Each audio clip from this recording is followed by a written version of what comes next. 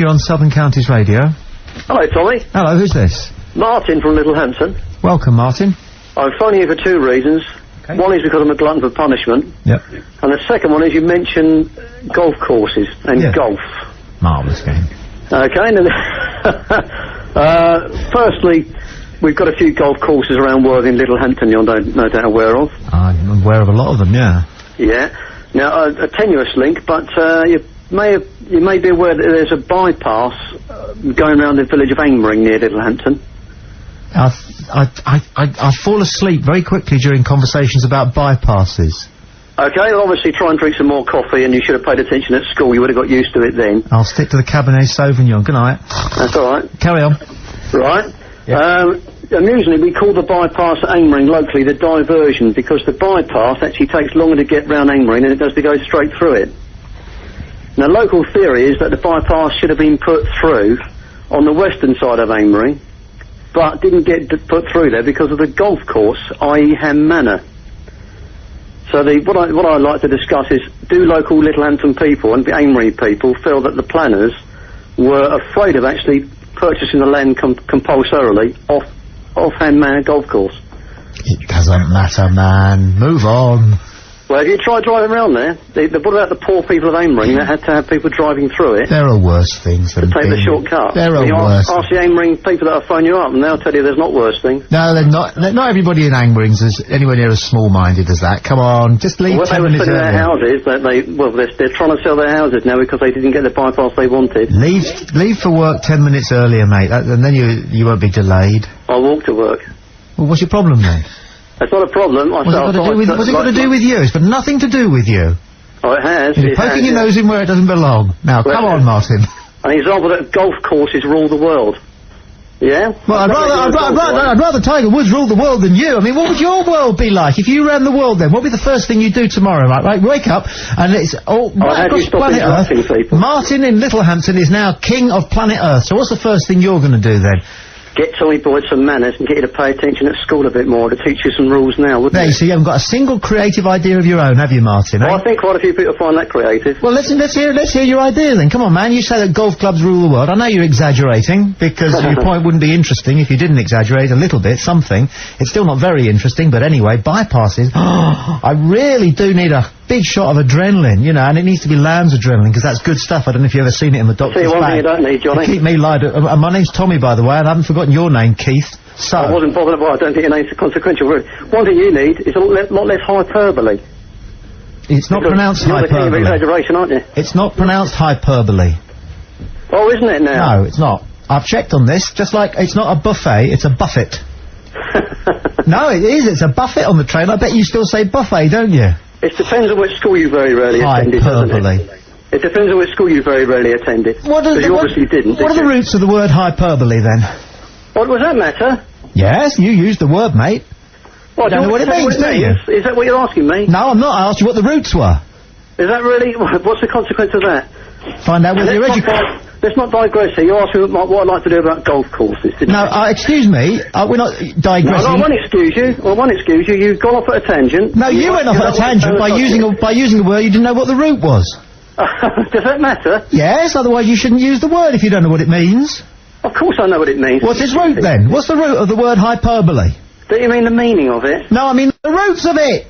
Is it Latin or Greek? Is it Latin or Greek?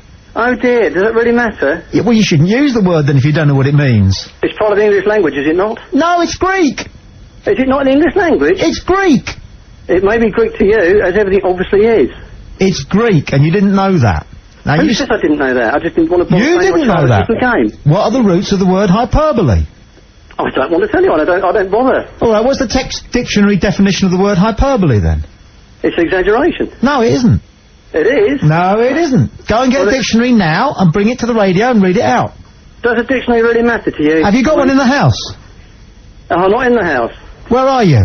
That's none of your business. Well, is there a dictionary there? No, I haven't got a dictionary here, no. Why not? Look, Tommy, the fact is that it's inconsequential what I meant by hyperbole. People know it means exaggeration. Listen, pal, if you're going to come... Listen to me. No, just listen to me. If you want to get personal, forget it. Because you're dealing with a god of getting personal. What a hypocrite. No, actually, hypocrisy is not what I'm talking about at the moment. That's what you're doing, though. That's what you were doing to me a short while ago. Why is that hypocritical? You're getting personal with me. Yeah, no, well, what did I say to you that was personal? All this bit about, get a life, man, what would you do if you ruled the world, all that sort of thing. That wasn't personal. Yeah? Oh, wasn't it? You said... You make this up as you go on, don't you? Obviously. Yeah. Did you just spot that? Or are you on page 37 then, eh? Down at the bottom then, your line comes in and says... Your creativity is all about basically just coming out with a load of insulting provocation at people, isn't it? You started it. You started it. Oh, here we are. You started it.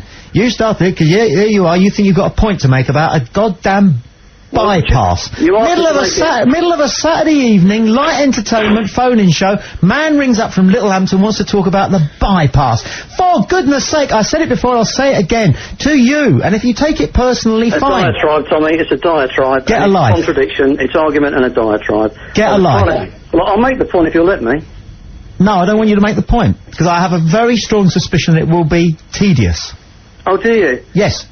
But you're a hypocrite again. Go on then. Again. Go on then, make your point. The point is... Make your point, and you tell me... tell me after you've made your point... Tommy, can you stop interrupting me? No. Can you stop interrupting me, Tommy? No, I won't. No, I won't. I'll talk over you now. The planners... No, you don't talk over me, because if I want to, I can do that. So go ahead, you talk over me then. No. Right, no, we didn't hear a word of that, because I faded you down. The point I want to make is this. You make your point... You're going to fade me down, Tommy. Yeah, you make your point... You're very rude. You make your point about the planners, provided... You faded me down. No, I'm not going to be faded down twice, Tommy. Here's the deal. If you're going to fade your listeners down... Here's the deal. You're going to get any. Here's the deal. You make your point about... You make your point about the bypass, and then afterwards, tell me on a scale of 1 to 10 how boring it was. Tommy, I'm not going to bother, because you're going to fade me down. Off you go. All right, no, I'm not going to be faded down again. We'll have a boycott of you, and we'll all go off here. Who's we? You and the cat? Tommy, that you mustn't assume these things again. Other listeners, the other listeners. What do you know about listeners? What do you do? What do I do? It's not your business. I know a lot more. What do you do, Tommy? I'm a bloody broadcaster, you idiot. Isn't that obvious? Don't flatter yourself. Well, what do you think I'm doing sat here in front of a microphone? You ask me what I do? I'm a broadcaster. That's as much of a broadcaster as you are. You happen to have a microphone and a large mouth. Obviously. Well, do you know what? I can't think of 2 other more necessary credentials. Can you?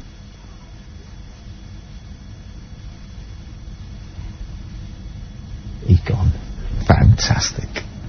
No, I'm sorry, but there is a time and a place to talk about the bypass. I really don't think that on a Saturday night at 10 o'clock, on New Year's Day, people what is it with some people who think that the bypass is just the be-all and end-all?